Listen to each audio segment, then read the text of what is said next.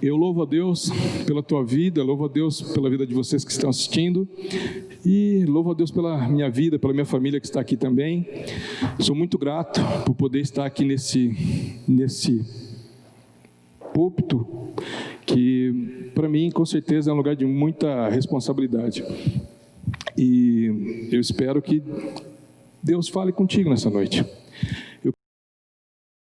Estamos aqui, um culto, nós cultuamos a Deus, falamos a Deus, abrimos o nosso coração a Ele e depois Deus fala conosco. E quando a voz de Deus fala, ela é como um martelo que esmiuça a penha. Ela é poderosa para fazer muito além daquilo que pensamos, pedimos ou imaginamos. E quando a gente fala da palavra aqui em Deuteronômio 6:5, amarás, pois, o Senhor teu Deus de todo o teu coração, de toda a tua alma, de todas as tuas forças.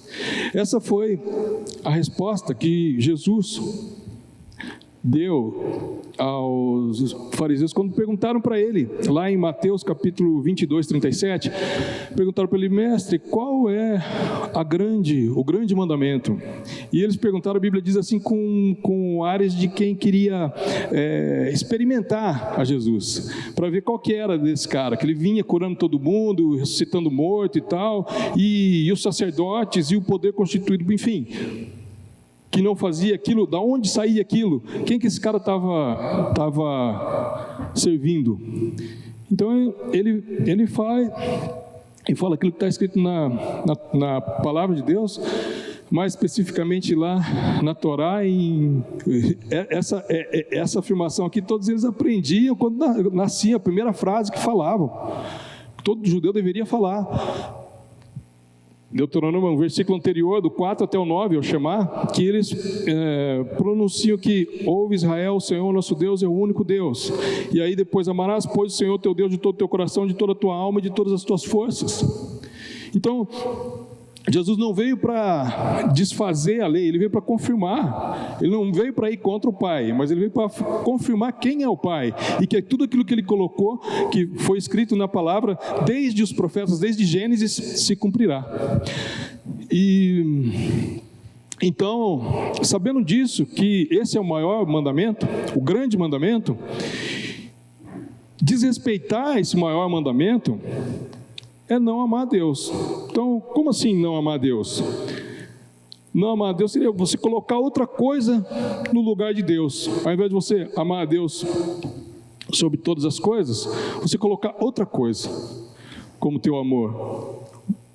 Se fosse um casamento, seria você colocar, imagina o marido, você colocar uma outra mulher ou alguma outra coisa no lugar da tua mulher, e você, mulher, colocar um outro homem ou uma outra coisa no lugar do teu marido. É esse sentido de traição. E isso, na palavra de Deus, tem nome, chama-se idolatria. Você adorar outra coisa no lugar de Deus. Então a idolatria é uma coisa séria, Humberto? Sim, é uma coisa séria. E para a gente entender melhor a idolatria, convido vocês para a gente ir lá onde começou isso, lá na raiz, e para isso a gente tem que voltar lá em Gênesis. Gênesis é o começo de tudo. Gênesis, Bereshit, no princípio, o princípio de tudo. Ali foi o princípio dos céus, o princípio da terra, que Deus criou os animais, Deus criou o homem. E Deus criou todas as coisas. Ali aconteceu o primeiro pecado. Depois do primeiro pecado, o primeiro homicídio. E sucessivamente as coisas vieram acontecendo, porque ali começa a contar a história. Então, quando Deus criou o homem, o primeiro mandamento que Deus deu para o homem foi: crescer e multiplicar e povoar a terra. Essa era a vontade de Deus. Não, mas não era e tal. Não, era essa a vontade de Deus, que o homem crescesse, formasse uma família, se multiplicasse, tivesse filhos e povoasse toda a terra, porque o sonho de Deus sempre foi a família. E muitas coisas, aí veio o pecado, né? E muitas coisas saíram do que parecia ser a vontade correta de Deus. E veio o dilúvio. Depois do dilúvio veio, quando ficou só uma família novamente, Noé e a família dele. E quando eles saem da arca, Deus volta a falar: olha, crescei, multiplicar e povoai a terra. Então essa sempre foi a vontade de Deus, família de filhos semelhantes a Jesus. E ali em Gênesis 11 a coisa para, né? É onde que dá um break. Gênesis capítulo 11, eles estavam passeando por ali, por uma planície chamada Sinar, e de repente um olha para o outro e fala assim: peraí, cara, puxa vida, o Fernandão, meu brother, né? Cara, vamos ficar por aqui. Para que nós temos que sair por aí, andar para lá? Ô, pastor Edson, pastor Marcelo, vamos ficar por aqui, vamos fazer nosso clubinho aqui, vamos fazer o seguinte, vamos fazer melhor ainda, ó. Olha só, disseram, no 11:4, vinde, edifiquemos para nós uma cidade e uma torre, cujo topo chega até os céus. Olha só. E tornemos célebres o nosso nome. O nome de quem? O nome de Deus? Sim ou não? O nome de nós.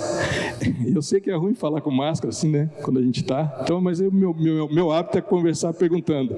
Então, vocês fica à vontade para responder ou não, tá? Eu gosto de falar assim. E aí, ele está dizendo que eles queriam construir uma cidade e uma torre cujo topo chega ao céu. Como assim chega ao céu? Chega ao nível de Deus. Que nós não precisamos estar dependendo de Deus. Por que ele mandou ir nós para lá? Por que nós temos que ir? Não, vamos ficar aqui. E outra coisa, vamos tornar célebre o nosso nome, porque afinal de contas nós somos um brother, nós somos, né? Mano.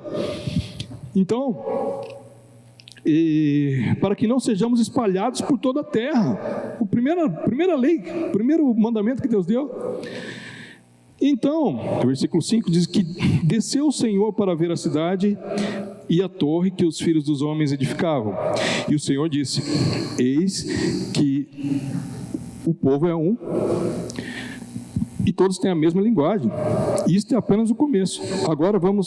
Agora não haverá restrição para tudo que intentam fazer. Vinde, desçamos e confundamos ali sua linguagem, para que um não entenda a linguagem do outro.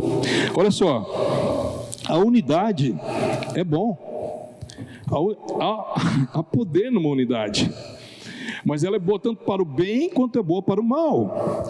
Então nós temos que tomar cuidado sim com quem nós andamos, com quem você está se unindo, com quem você, sabe? Porque isso pode ser bênção ou pode ser maldição para a tua vida. E aí Deus então vem e traz ele muda a linguagem. A partir dali começa a haver as línguas, as diferentes línguas da terra. Não havia até então. E depois no 8, ele diz: distante o Senhor os dispersou dali pela superfície da terra e cessaram de edificar a cidade. A vontade de Deus, os planos de Deus, eles não se frustram, eles sempre vão acontecer. Então, se a vontade de Deus era que se espalhasse por toda a terra, é isso que ele está providenciando agora. E 9, chamou-se-lhe por isso o nome de Babel, porque ali confundiu o Senhor a linguagem de toda a terra, e ali o Senhor os dispersou por toda a superfície dela. Amém? Então, o que aconteceu aqui? Deus confundiu a linguagem deles. E ao mesmo tempo, o que aconteceu é que Deus permitiu que houvesse a idolatria nesse momento aqui. Mas como assim, Humberto? Não havia idolatria antes? Não havia idolatria. Mas ninguém desobedecia a Deus? Sim, desobedecia. Mas você desobedecia sabendo que você estava desobedecendo a Deus. A opção que Deus deu desde o princípio para o homem de obedecer ou não à sua vontade. Deus nunca obrigou Adão, agora tu vai ter que andar aqui na minha vontade. Não, Deus deu livre-arbítrio para Adão. E vou dizer mais, o único ser que tem poder para desobedecer a Deus em toda a criação, chama-se homem. Somos nós, essa herança nós temos de Adão. Então eu sabia. Então, peraí, Caim, você acha que Caim não sabia quem era Deus? Quando ele resolveu matar Abel? Sabia. Foi uma confusão que veio na cabeça dele. A partir dali, do evento da Torre de Babel, Babel significa confusão em hebraico, a confusão não foi só no nível de linguagem, a confusão foi de quem é Deus? Entrou uma idolatria. As pessoas, poxa, mas será que Deus existe? Será que Deus é Deus mesmo? Será que eu não estou ficando louco? Não, Deus não existe. Ou Deus existe. Não, mas eu acho que sim. Essa confusão começou aqui, né? E agora? O que faremos? Quem poderá nos salvar? Né? No versículo 12 de Gênesis, capítulo 12 de Gênesis, Deus chama um homem, o nome dele era Abrão, e ele diz assim para Abrão, Gênesis 12, versículo 1 até o 3. Ora, disse o Senhor a Abrão, sai da tua terra, da tua parentela, da casa do teu pai, e vai para a terra que eu te mostrarei. E de ti farei uma grande nação, e te abençoarei, e te engrandecerei o nome. Sê tu uma bênção. Abençoarei os que te abençoarem, e amaldiçoarei os que te amaldiçoarem. E em ti serão benditas todas as famílias da terra. Deus chamou aquele homem, Abrão, no meio da onde? Da parentela, uma idolatria tremenda que havia ali na terra lá de Ur, dos caldeus. E ele diz para Abrão ir para a terra que ele ia mostrar e que ia fazer uma grande nação de Abraão. Abraão, não vamos entrar nos detalhes da história de Abraão, mas ele já tinha seguramente mais de 70 anos aqui, e ele foi ter o filho dele com 100 anos de idade. Quem aqui tem 100 anos? Quem? Alguém levantou a mão? Ninguém? Pois é, se você tiver 100 anos ainda, aí que ia começar a promessa de Deus na tua vida, olha só. E eu vou fazer uma grande nação, e te abençoarei, te engrandecerei, sê tu uma bênção. Abençoarei os que te abençoarem, e amaldiçoarei os que te amaldiçoarem. Em ti serão benditas todas as famílias da terra. Olha o tamanho dessa promessa. Quem tem uma família abençoada aqui, nessa noite? Levanta a mão, por favor. Alguém tem uma família aqui abençoada? A tua família é abençoada por causa dessa promessa aqui. Mas como assim, Humberto? Sim. Em ti serão benditas todas as famílias da terra. E porque qual que era o propósito? O propósito era assim, bom, agora, se eu preciso ser um bom marido, como é que eu vou fazer?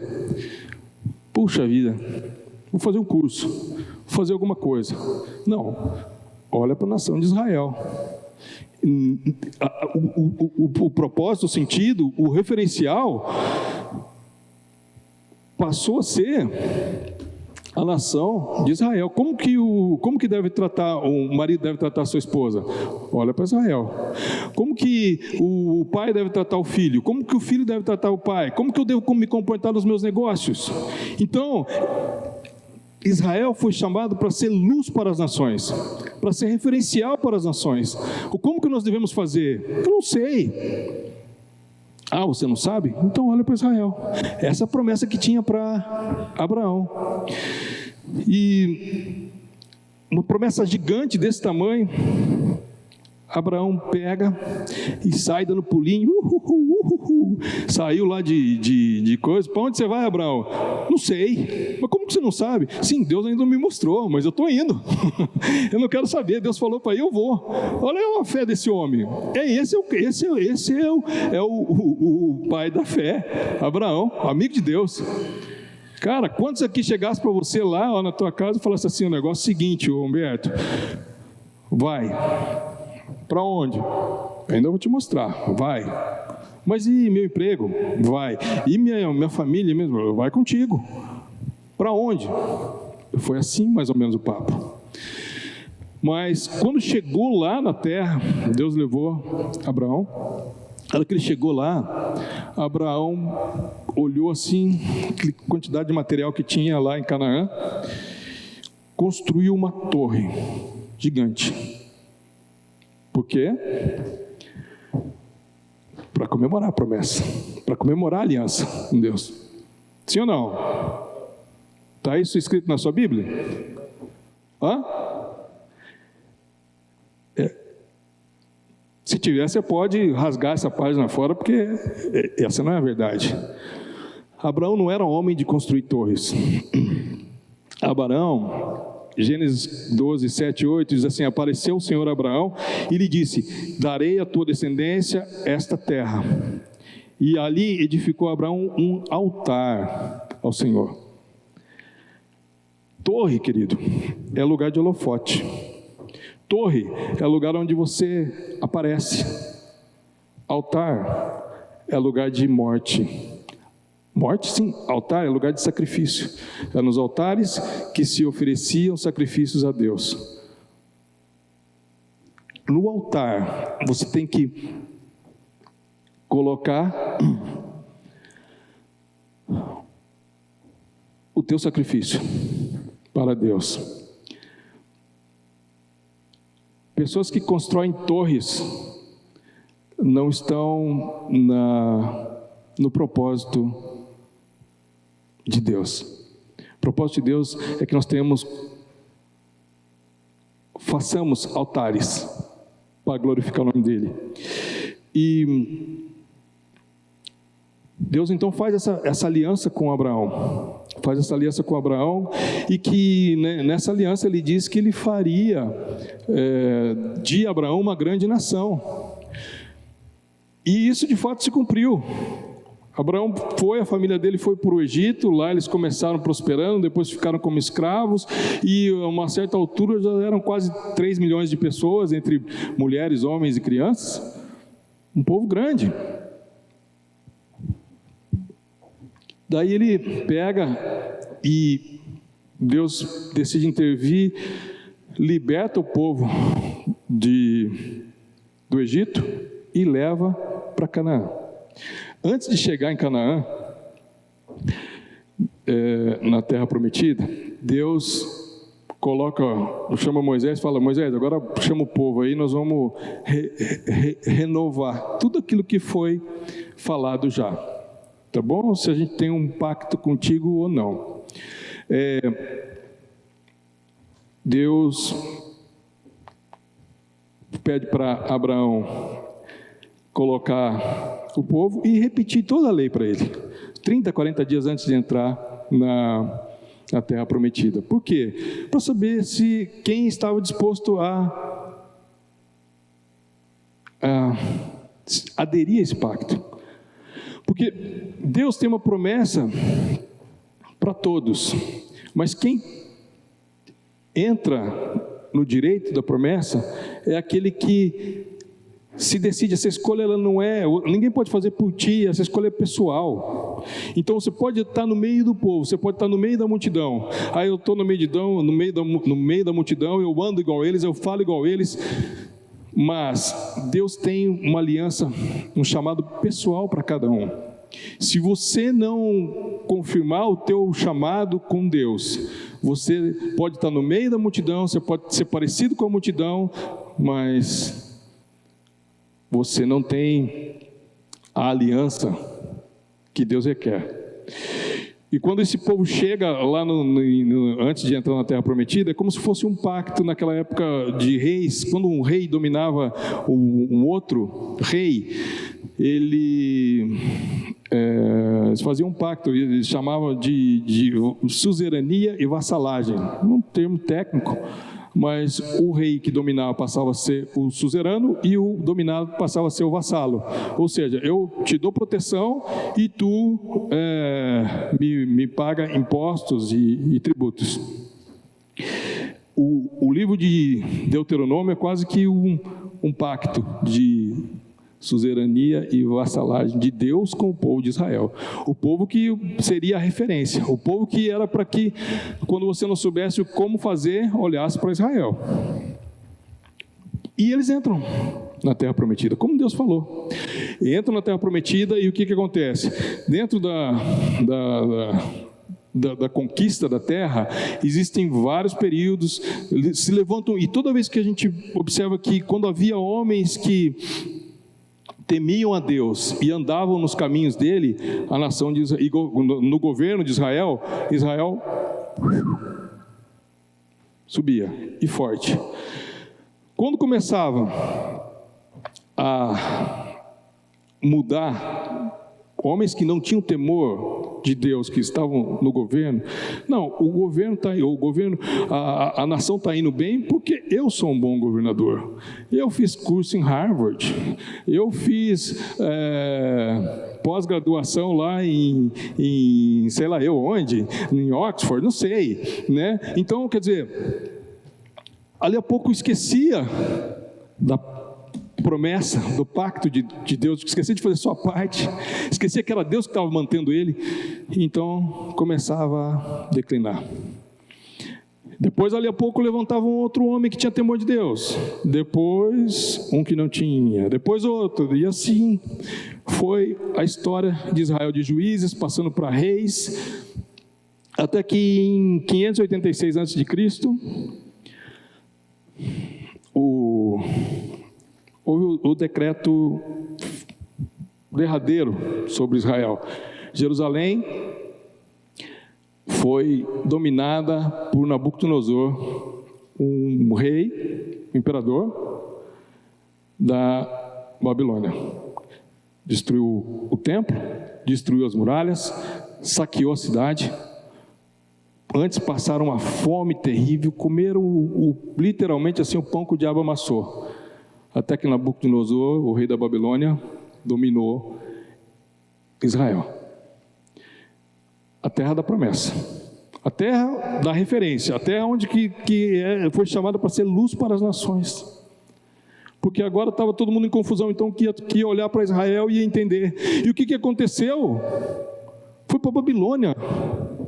Babilônia, em hebraico, Bavel, Torre de Babel, confusão, Babilônia, entende? Quer dizer que o povo que era para tirar da confusão está indo para morar na própria confusão agora, para morar na terra da idolatria. Será que era idolatria lá em Babilônia? Para você ter uma ideia, o Nabucodonosor construiu uma estátua que, se você, quando tocasse as músicas satânicas lá, o povo não se dobrasse, não se prostrasse para essa estátua, era morto, era ficado em fornalhas de fogo. Então a Babilônia era uma idolatria terrível, terra de idolatria. E aí a gente pode pensar, será que o plano de Deus se frustrou? Será que o plano de Deus não deu certo? E talvez você mesmo possa estar pensando na tua vida agora, na tua família, nas tuas finanças, no teu ministério. Será que o plano de Deus se frustrou? Será que o plano de Deus não deu certo? Eu não sei o que pode estar passando na tua mente, mas eu quero te dizer, querido, que os planos de Deus não se frustram. Os planos de Deus são eternos, os planos de Deus jamais serão frustrados por quem quer que seja. O nosso Deus é o Deus poderoso, Criador dos céus e da terra, e Ele está se preocupado sim com o que você está comendo, com o que você vai se vestir, Ele está se preocupando com o que você vai fazer amanhã pela manhã, o que você vai fazer a hora que você sair daqui. Ele é um Deus poderoso, mas Ele é um Deus amoroso, Ele é um Deus que está assim, porque Ele te ama como filho. E quando Ele chama aquele povo e que Ele permite que aquele povo vá para a terra da idolatria, que pode parecer que foi para acabar com Israel, não. Sabe o que aconteceu? 70 anos Israel ficou lá, na Babilônia. Foi o tempo do exílio. E nesses 70 anos, o que aconteceu? Foi o tempo que Deus usou aquela nação poderosa para destruir também as outras nações que estavam ao redor de Israel, porque Israel estava fincado no meio os altos e baixos de Israel sempre foram por influência de culturas, de crenças idólatras que influenciavam Israel, porque assim, poxa, cara, agora veio Davi unificou o reino, o troço não estamos bombando, papapá, e aqui ninguém pode nos ameaçar. Por quê? Porque nós temos Davi é um rei forte, poderoso. E às vezes é porque eu estudei, às vezes é porque eu sou um bom profissional, às vezes é porque eu sou um bom pai, às vezes é porque eu sou um bom filho, eu sempre fui. Às vezes é porque, eu não sei qual a razão, mas seja qual for, às vezes essas razões nos afastam do senhorio de poder de Deus, e nós esquecemos que nós só estamos aqui hoje, nós só estamos com a família que nós temos hoje, nós só estamos no trabalho que temos hoje, nós só estamos no estudo, seja lá onde for que você está hoje, você só está respirando hoje, porque Deus poderoso, Criador dos céus e da terra, permitiu que você estivesse. É por isso. E aí esquece, mas Davi é forte, é papapá e tal, então vamos lá. E peraí, que legal, olha, você viu a festinha que fizeram lá? Quem? Os Moabitas. Os Moabitas, como é que é? Não, é assim, é mais ou menos assim. É balada, é festa, e chega ali por umas altas horas ali, vai todo mundo, tudo liberado. Uhul, é essa que eu quero ir, vamos lá. E vai, e no começo eu fui, não deu nada, acho que não vai dar nada, dali a pouco a coisa vai para o buraco. Tiveram reis na história de Israel que sacrificaram seus filhos para deuses, para outros deuses. Os reis que tinham que chamar, Manassés foi um, que tinha que dar o exemplo para o povo. Sabe o que ele fez nessas festas de rituais? Eu não estou indo muito profundo, mas na verdade era rituais de fertilidades, e havia as prostitutas cultuais. Vocês acham que prostituta estava lá para quê? Para passar a mão no rosto dos homens que chegavam lá? Não, era assim, verdadeiros bacanais que aconteciam nessas orgias de culto a outros deuses, e Israel quis experimentar aquilo também. Então, quando você está com um pé na igreja, um pé no mundo, o crente Raimundo, cara, tu não consegue conquistar nada. A hora que você pensa que você vai conquistar, tu afunda. Mas afundei por quê? Eu estou lá, eu estou dízimo, eu dou oferta, tudo. Mas peraí, Israel passava por isso. Então, nos 70 anos de exílio, simplesmente foram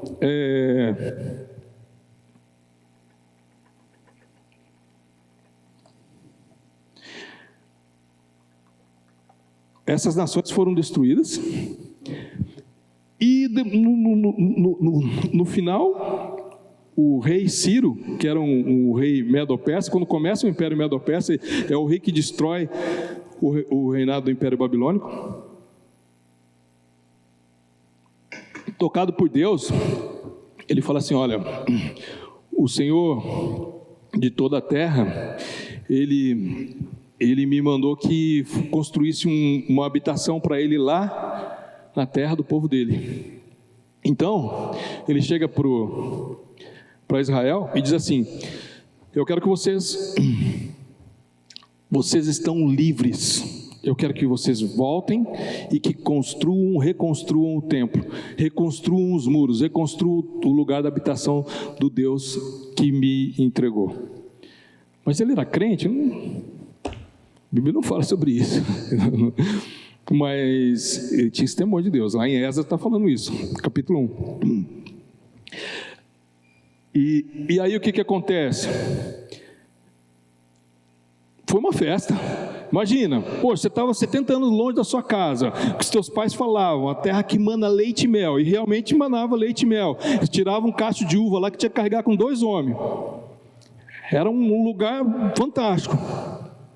E então agora, pessoal, sabe o que aconteceu? Foi uma festa, todo mundo, beleza, vamos voltar para nossa casa, que maravilha, terra dos nossos pais, nós amamos tanto aquela terra, ouvimos tantas coisas, meus bisavós, as histórias de Davi, de Salomão,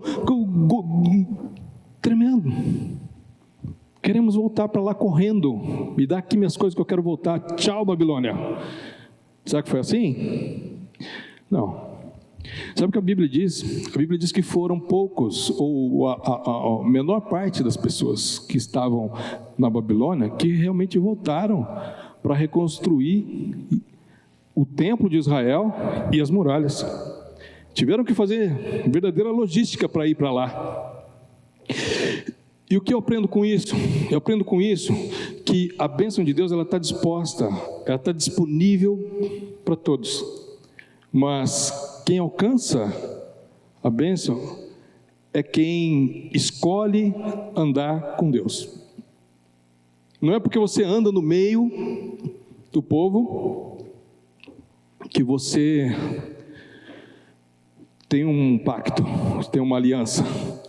Mas você tem uma aliança porque você tem uma aliança, porque você decide fazer uma aliança, porque você decide fazer altares, se sacrificar. Porque para andar com Deus, muitas coisas nós vamos ter que sacrificar. Você não vai fazer só aquilo que você tem vontade de fazer.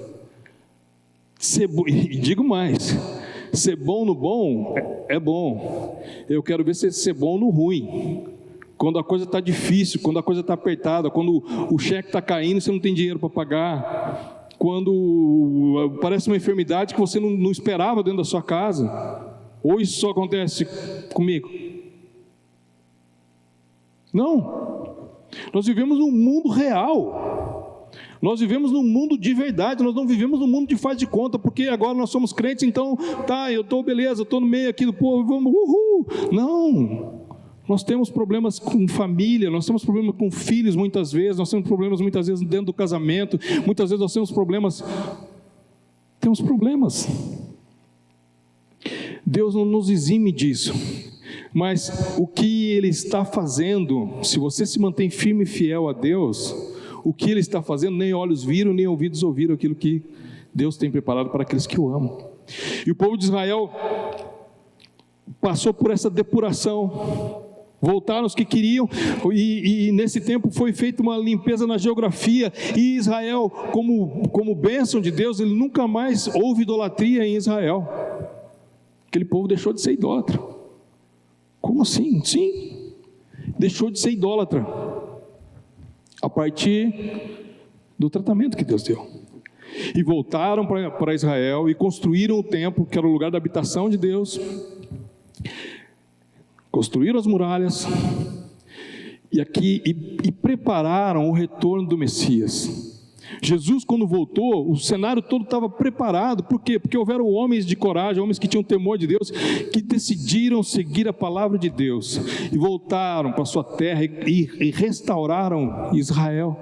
E então Jesus volta, e quando Jesus volta, a Bíblia diz lá em João 3,16 que Deus amou o mundo de tal maneira que deu seu Filho único, para que todo aquele que nele crê não pereça, mas tenha a vida eterna. Foi isso que Jesus fez lá. Quando Jesus voltou, Ele foi morto, crucificado naquela cruz, mas Ele não está mais na cruz, Ele ressuscitou. Ele ressuscitou, Ele está vivo, Ele está aqui nessa noite. Você pode crer nisso? Esse é o nosso Deus vivo. Nós não servimos a um Deus morto, nós não servimos a um Deus que tem boca e não fala, que tem ouvidos e não ouve, que tem pernas e não anda. Nosso Deus é vivo e Ele está andando, Ele caminha no meio da sua igreja, trazendo vida, trazendo restauração, trazendo cura. É esse Deus que eu estou falando. É esse Deus que veio, morreu e ressuscitou para cumprir a promessa que foi feita lá em Gênesis 12 para Abraão. Ele não falou assim que em ti serão benditas todas as famílias da terra? Sim ou não? Se a tua família é abençoada hoje, é porque da linhagem de Abraão veio o Messias, que deu sangue naquela cruz e ressuscitou para que todo aquele que nele crê não pereça, mas tenha vida eterna, para que você tenha vida e vida em abundância. Essas promessas estão ligadas a uma promessa da decisão de um homem. A decisão que você toma ela pode mudar a história da sua vida, pode mudar a história da sua família, pode mudar a história da sua cidade, pode mudar a história de onde você estiver colocado, porque você sozinho, você não é nada, mas quando você se une ao Senhor, você se torna um só com Ele, e não há nada que possa limitar o poder de Deus na vida de um homem, de uma mulher que tem os pés voltados para trás. Não tem. É isso que o inimigo teme, que abala as trevas. Não é você simplesmente andar no meio do povo, mas é você ser igual caninho de garrucha, assim, ó, com Deus. A vinda do Messias foi o cumprimento dessa promessa feita a Abraão. E em ti serão benditas todas as famílias da terra. Agora, hoje, Babilônia já é coisa do passado, Humberto. Isso aí já foi. Vai lá visitar hoje as ruínas lá de Babilônia. Nem sei se tem. Não sobrou nada. Foi devastado completamente. Então, quer dizer que estamos tranquilos. Olha só. Lá em Apocalipse, capítulo 18... Apocalipse, o livro da revelação, quando o Messias virá pela segunda vez para resgatar o seu povo. Quase no final do livro, lá no capítulo 18, diz assim, ó, caiu, a grande Babilônia caiu. Poxa, mas como assim? Será que a Babilônia, nós estamos aqui, eu não sei, eu acho que falta menos tempo para Jesus voltar agora do que faltava antes, faltava ontem, isso eu te garanto, mas eu acho que não vai demorar tanto assim, não sei. Só que Babilônia vai ser reconstruído? Não. Aqui ele está se referindo a Babilônia como o sistema desse mundo. O sistema da idolatria, ele não morreu. Mas não morreu, não acredito. Não morreu. Sabe onde você encontra a idolatria?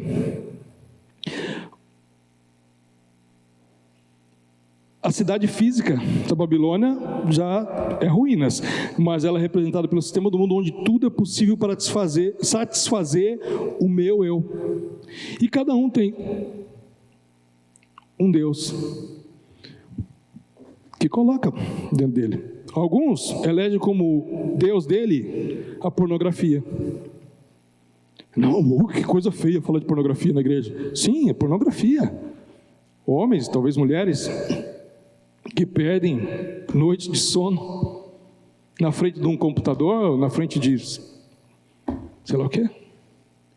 Mas foi mais forte que eu, mas ninguém está vendo, não tem problema. Como assim não tem problema?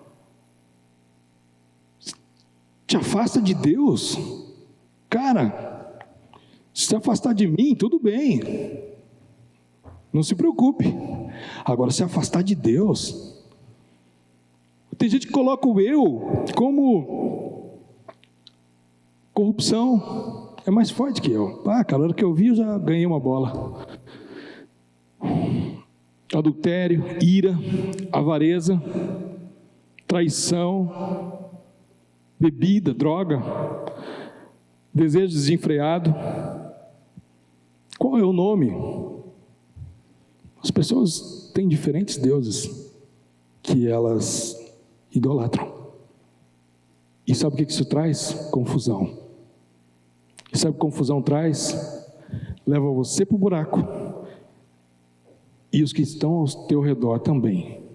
As coisas que você mais ama são arrancadas diante dos teus olhos, sem você perceber. Fala, não, mas eu não sou idólatra.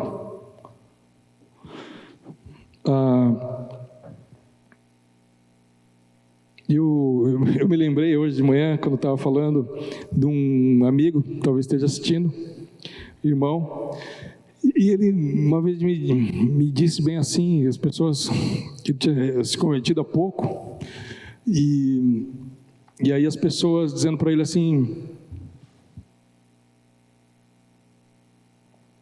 cara, tu vai me dizer que tu converteu para aquele negócio dos crentes? Ele falou, sim, por quê? Não, cara, não, mas tu não tem, meu. Quer dizer que você não bebe mais, que tu não vai mais para balada, que tu tá todo certinho agora. Que é isso? Não, peraí. Vai me dizer que você está dando dízimo também, né? Aí lá tá dinheiro para o pastor. E ele falou, ele foi convertido há pouco, mas a sabedoria que Deus deu para ele, ele disse assim, falou, olha, cara, o negócio é o seguinte, eu estou indo e estou dando dízimo sim, porque eu tenho um pacto com esse Deus, e eu sirvo a Ele, então eu servindo a Ele, eu vou fazer de tudo para agradar Ele. Se na palavra dele está escrito que tem que dar dízimo, eu vou lá e dou dízimo, e qual o problema? Agora, cada um sabe o Deus que está servindo. Tu, por exemplo, tu dá o teu dízimo para a cachaça, que é o que te domina.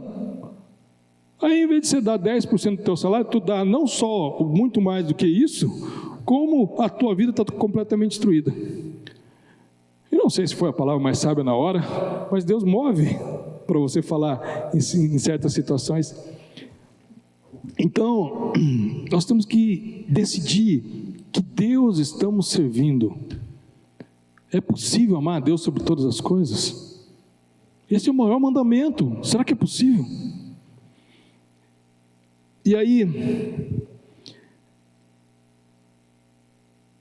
como vencer então Babilônia? É possível vencer Babilônia? Esse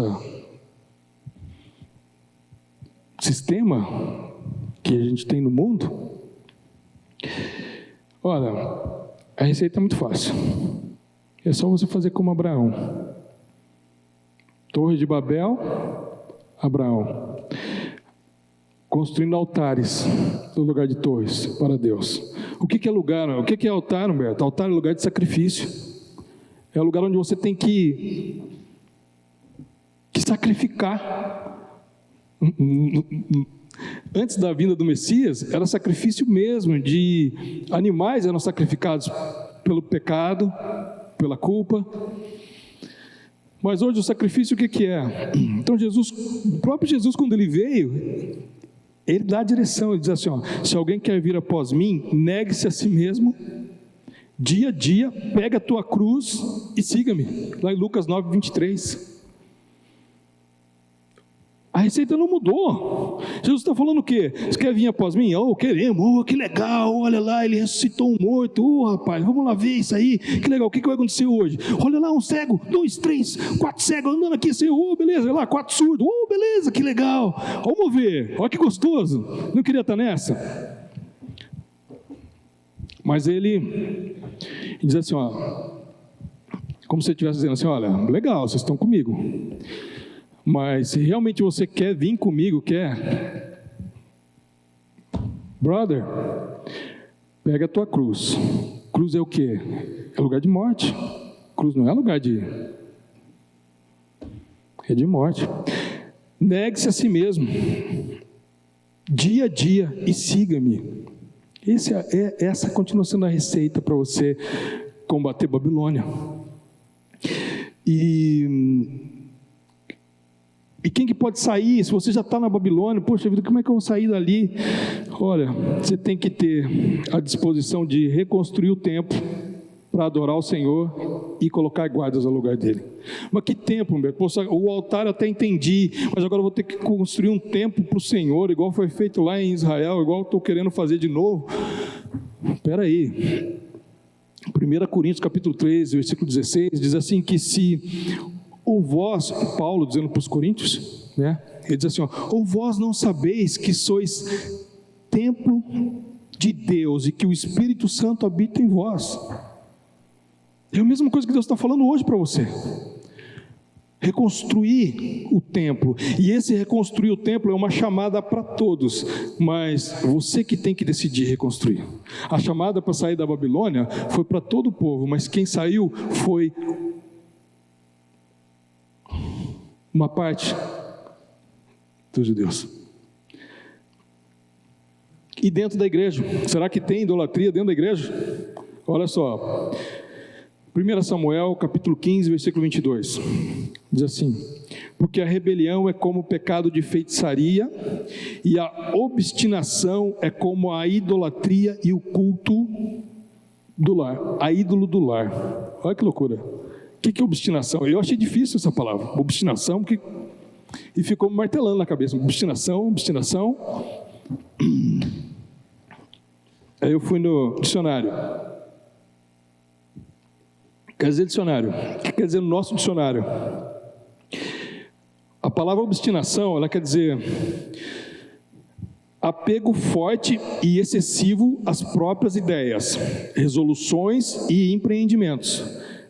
Pertinácia, tenacidade ou comportamento que denota apego, teima, birra. É isso que quer dizer obstinação. É aquele cara assim que fala, olha, ele tem as ideias, eu tenho as minhas ideias e ninguém me tira das minhas ideias.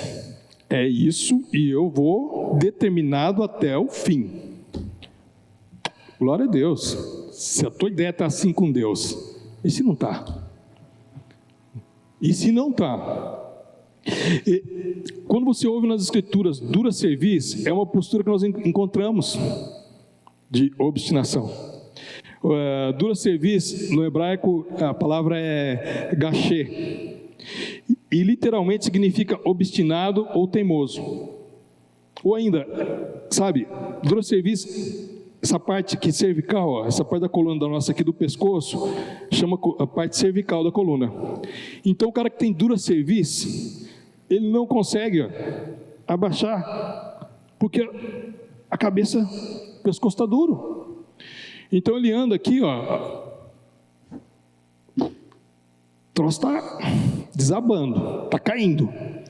Tudo bem, irmão? Tudo bem. Como é que tá as coisas aí? Tudo bem. Estamos lutando, né? Mas Deus é bom.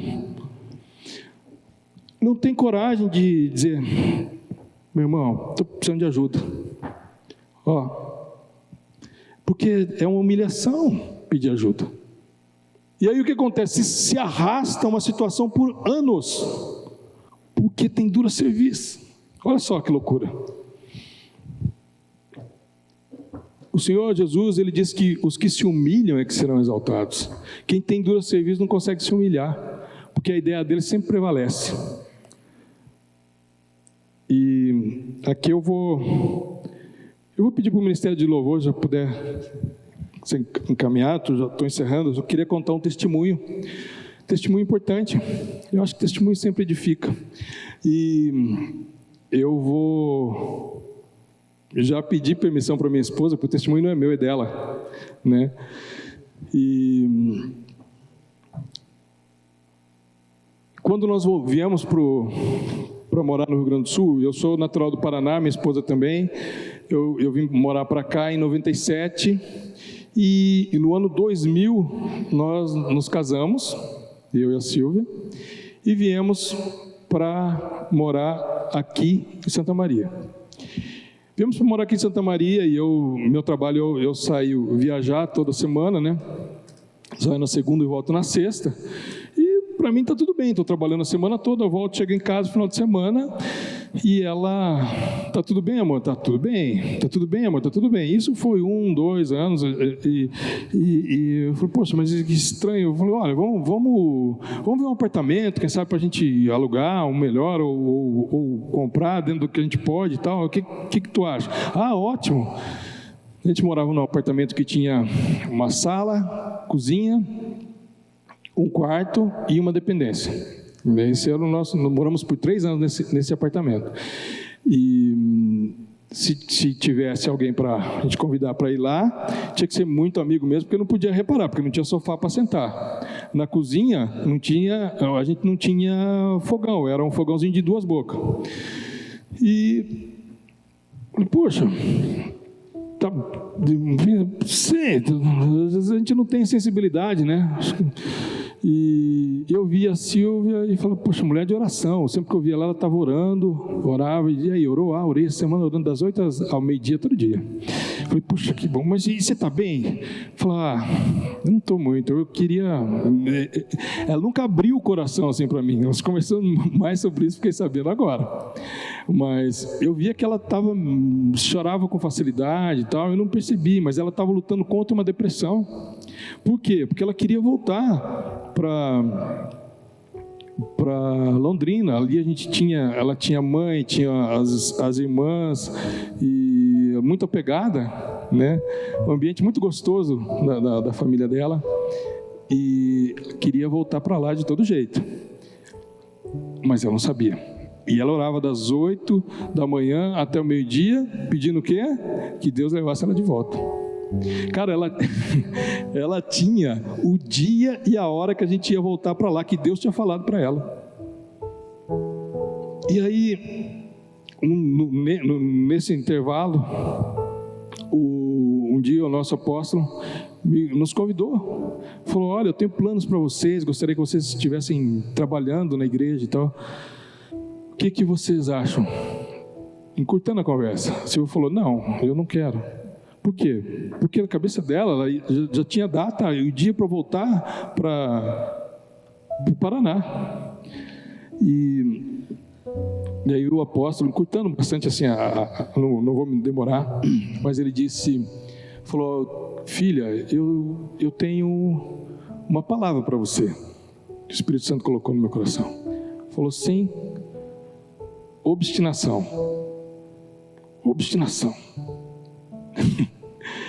Ela, muito querida, né? Não se revoltou, falou, não entendeu muito bem e tal, e fomos embora com essa palavra. E aí, agora ela me revelou que essa palavra não calou no coração dela. Pelo contrário, ela achou que se criou um monte de dedos contra essa palavra. Falou: por como assim obstinação? Agora vai achar que eu sou obstinação? Deus me falou, como é que... E passou 1 ano, 2 anos, 3 anos. No 3º ano a gente foi um dia, ou fomos num feriado como esse, não tinha os filhos ainda. Então nós fomos para um hotel, e aí ela pegou e fez uma oração assim. Entrou dentro do banheiro,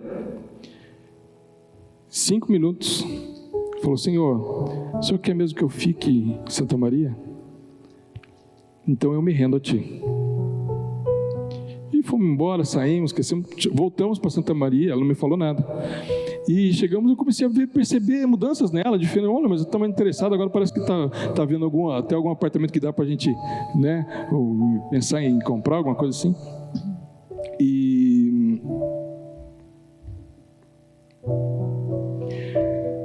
oração simples, 5 minutos. Deus ouviu a oração dela, porque Deus sonda o teu coração. Ele sabe o que vai dentro. Se você realmente está disposto a entregar no altar do Senhor aquilo que tem te afligido, não, eu dou conta, eu sei como é que eu tenho que fazer. Não, ó Deus, aqui ó, estou com essa dificuldade aqui, mas se o Senhor não resolver, eu sei como é que eu vou resolver. Quando? Até quando? 5 minutos foi a oração, mudou a vida dela. A partir daquele momento ela começou a achar que Santa Maria era um lugar bom de ficar. A partir daquele momento nós começamos a fazer planos. A partir daquele momento nós tivemos a Paola, depois nós tivemos o Davi. A partir daquele momento nós compramos um apartamento aqui. Eu não tenho plano nenhum de sair daqui. Isso aqui Deus queira.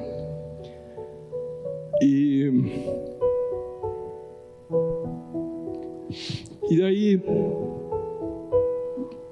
sempre depois do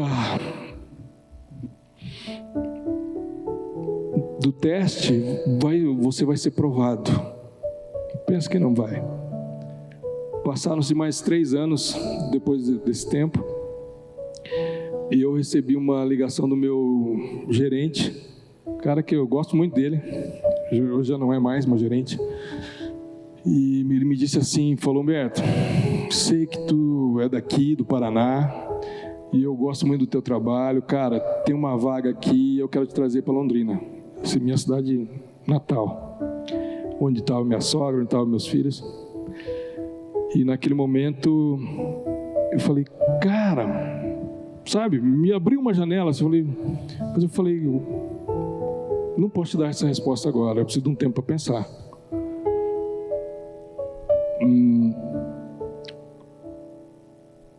Tá, tu tem 2 horas para pensar. Pô, mas a minha decisão estava tomada. A minha decisão ia ser que a Silvia tomasse. Por quê? Porque eu não queria fazer aquilo que... Uma oportunidade dessa eu não podia deixar passar. E aí eu liguei para ela, meio-dia e 1, desligou o telefone, eu liguei para ela e falei: amor, é o seguinte, quer voltar para Londrina? Ela falou: por quê? Eu falei: ó, contei a história para ela e tal. Ela disse: não. Cara, não precisou 5 minutos. Ela disse: não. Por quê? E agora a gente conversando, ela disse: não, porque seria muita ingratidão. Deus me deu amigos, Deus me deu uma família, Deus me deu uma igreja, Deus me deu tudo. Por que eu vou sair daqui? Cara, antes das 2 horas, em seguida eu liguei para ele e falei: ó, cara, sei que é de coração que você me ofereceu, te agradeço muito, mas eu não vou voltar, eu vou ficar aqui. Então, eu, dando esse testemunho, pedi para a Silvia, conversamos antes, ela disse: olha, se for para abençoar uma vida, já valeu a pena. E o que eu quero dizer é que talvez você esteja vivendo hoje em confusão na tua vida sentimental, conjugal. Você não sabe se foi chamado para se casar, ou se foi chamado para ficar solteiro. Você não sabe se continua no teu casamento, ou se você seria melhor. Eu não sei qual confusão talvez você esteja vivendo nesses dias. Mas eu sei te dizer que Deus é um Deus de coisas claras. Deus é um Deus que não vai pelas beiradas, Ele vai direto. Basta que você seja direto com Ele também. Basta um coração contrito e quebrantado. A palavra diz que o Senhor não o desprezará. O Senhor está pronto para ouvir e para colher toda a lágrima que você já tem derramado. Não foi em vão, eu quero te dizer nessa noite. Deus quer reconstruir a tua vida, Deus quer reconstruir a tua casa, Deus quer reconstruir o teu chamado, Deus quer reconstruir tudo aquilo que está inacabado na tua vida. Talvez você possa pensar que agora estou em Babilônia, agora minha vida está em confusão. Não, Deus quer te tirar, Deus quer te fazer melhor, Deus quer melhorar a tua casa, Deus quer melhorar a tua vida, Deus quer fazer de você um homem e uma mulher novas. É isso que Deus quer, eu tenho certeza disso. Então, por que não fez ainda, Humberto? Talvez falte uma decisão tua. E nessa noite eu estou aqui para dizer que Deus quer ouvir isso do teu coração. Vamos ficar de pé para a gente orar? Talvez a dificuldade seja não só a confusão, talvez você esteja obstinado, querendo que a tua vontade seja a vontade de Deus. Não. Renda-se nessa noite.